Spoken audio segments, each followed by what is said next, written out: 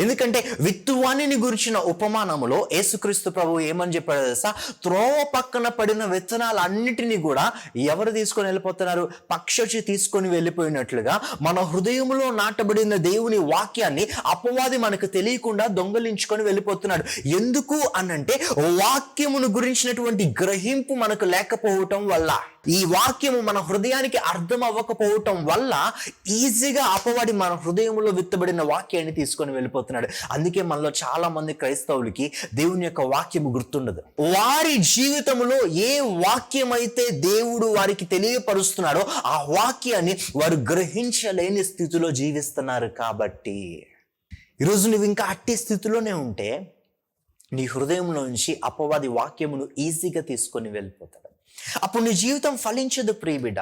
దేవుని వాక్యము నీ హృదయములో నిలిచి ఉన్నంత కాలము నీవు ఫలిస్తూ, అభివృద్ధి చెందుతూ, విస్తరిస్తూ ఉండే స్థితిలో జీవిస్తావు అన్ని విషయములలో.